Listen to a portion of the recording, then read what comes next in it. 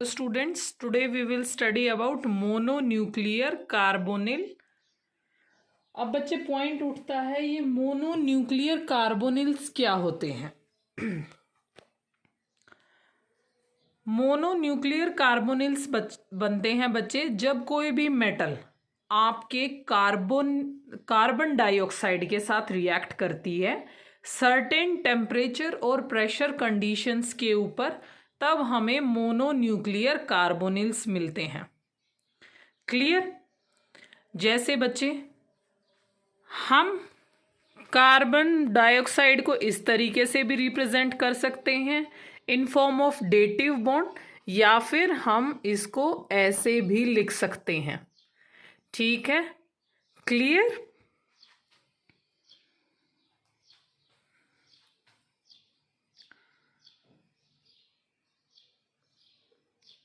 Sorry, carbon dioxide I've written. Okay. This is monoxide. Sorry.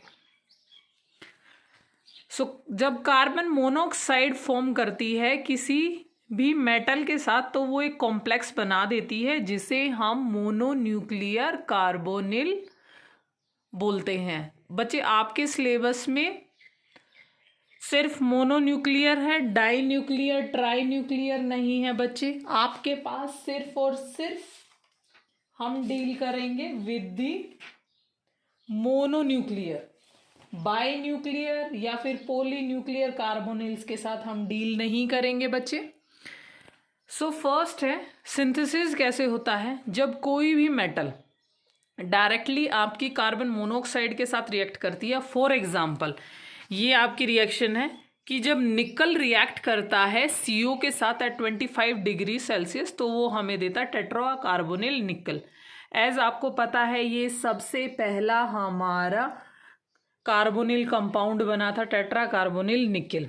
या फिर हम treat कर सकते हैं Fe5CO को 200 degree Celsius and 100 atmospheric pressure के साथ, तो हमें पेंटा कार्बोनिल आयरन मिला है। यहाँ पे रिडक्शन रिएक्शन है इसकी।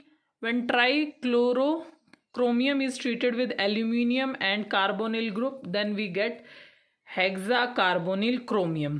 ठीक है बच्चे, और इसकी कुछ रिएक्शंस होती हैं, जैसे NiCO4 को यदि हम PPH3, आप मुझे बताएंगे ये PPH3 होता क्या है। ठीक है, मैंने बहुत बार बताया है बच्चे, ध्यान करके मुझे बताना PPH3 का क्या मतलब है। ट्राइफिनाइल फोस्फीन ग्रुप है, ऑल्दो ये आपको याद होना चाहिए।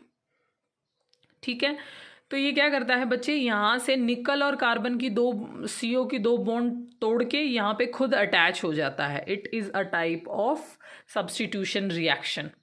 नेक्स्ट आता है Mn2CO8 को यदि हम KF पोटेशियम हाइड्राइड की प्रेजेंस में और THF, what do you mean by THF? सब मुझे कमेंट सेक्शन में बताएंगे कि THF का क्या मतलब होता है। That is tetrahydrofuran. ये आपका स्ट्रक्चर है बच्चे, पहले भी बताया है मैंने आपको टेट्राहाइड्रोफ्यूरान क्या होता है। तो यहाँ से ये हमारे पास क्या होता है, इसका नेम मुझे सब कमेंट बॉक्स में बताएंगे कि हम इसका नेम क्या लिखेंगे। KMnCO5। ठीक है, मुझे ये कल क्लास में you are suppose to answer me. Next है बच्चे, जब हम MnCO5Br की बॉन्डिंग करेंगे विद लिथियम MnCO5, तो यहाँ से लिथियम ब्रोमाइड आपका हट जाएगा। बेसिकली यहाँ पे मेटल मेटल बॉन्ड बन जाती है जो MnMn बॉन्ड होती है। मतलब ये हमारा मोनोन्यूक्लियर ना रह के यहाँ पे बाई न्यूक्लियर कार्बोनिल बन जाता है। बात समझ में आ रही है? ठीक है बच्चे, अब हमारा पॉइंट आता है, दे विल आस्क अबाउट, या तो वो 1 मार्क्स में पूछ लेंगे मोनोन्यूक्लियर की डेफिनेशन बताओ, तो आप मोनोन्यूक्लियर की डेफिनेशन बता देंगे, या फिर डायरेक्ट कोई आपसे सिंथेसिस पूछ सकते हैं कि जैसे NiCO4 25 डिग्री सेल्सियस पे क्या बनेगा, तो आपको प्रोडक्ट बता देना है। या फिर directly in 3 marks they will ask about the bonding and structure of mononuclear carbonyl compounds. तो बच्चे आप बताएंगे यहाँ से 3 तरीके से हो सकता है। टर्मिनल, जहाँ पे कार्बन डायरेक्टली एक मेटल के साथ बॉन्डेड है। डबली, जहाँ पे कार्बन 2 मेटल के साथ बॉन्डेड है। या फिर ट्रिपली बॉन्डेड, जहाँ पे आपका कार्बन 3 मेटल के साथ बॉन्डेड है। क्लियर? अब यहाँ पे पॉइंट उठता है, दो तरीके की बॉन्डिंग आती है। एक बॉन्डिंग में सिग्मा ओवरलैप होती है और दूसरे में पाई ओवरलैप होती है बच्चे। जब सिग्मा ओवरलैप होती है तो हमेशा ध्यान रखना जो लीगेंट है उसकी फिल्ड ऑर्बिटल से मेटल की एम्प्टी ऑर्बिटल के अंदर बॉन्डिंग होती है, ठीक है। Then that bonding is your sigma, that is, इस तरीके से हम इसको रिप्रेजेंट करते हैं, C dative bond to M, ठीक है, हो जाएगा आपका। सेकेंड टाइप है जब आपकी फिल्ड मेटल की ऑर्बिटल जो हमारा कार्बोनिल है उसके वेकेंट एंटी बॉन्डिंग, वेकेंट, ध्यान से सुनना, वेकेंट एंटी बॉन्डिंग ऑर्बिटल के अंदर बॉन्ड बनाएगी तो हमारे पास बैक बॉन्डिंग बनती है, that is pi pi star. Clear? दोबारा से मैं रिपीट करती हूं बच्चे, जब मेटल की फील्ड ऑर्बिटल में से इलेक्ट्रॉन जाते हैं, जो हमारा लीगेंट है उसकी वेकेंट ऑर्बिटल, और वेकेंट ऑर्बिटल कौन सी वाली? एंटी बॉन्डिंग, मीन्स जो पाई स्टार वाली जो है वो, मीन्स इलेक्ट्रॉन ट्रांसफर होते हैं पाई टू पाई स्टार के अंदर। तो इस तरीके की बॉन्डिंग को बोला जाता है बैक बॉन्डिंग और pi pi star anti bonding, sorry back bonding हो जाएगा। जैसे देखिए बच्चे, ये आपकी मेटल है, ये इसके 4 लॉब्स हैं, ये आपके कार्बोनिल है, इसके ऊपर भी इसके हमने 4 लॉब शो किए हैं। जब यहां से बॉन्डिंग होगी इन दोनों के बीच में, ठीक है, इन दोनों के बीच में एंटी बॉन्डिंग ऑर्बिटल के बीच में इलेक्ट्रॉन का ट्रांसफर होगा from the filled metal orbital to vacant anti bonding orbital of the ligand. तो हमारे पास इस तरीके का एक डायग्राम आएगा ओवरलैपिंग का, और इस ओवरलैपिंग को बोलते हैं पाई पाई स्टार और ओवरलैपिंग, या फिर बैक बॉन्डिंग, या फिर मेटल टू कार्बन बॉन्डिंग। ठीक है बच्चे, बात समझ में आई? मैं दोबारा से रिपीट कर देती हूँ।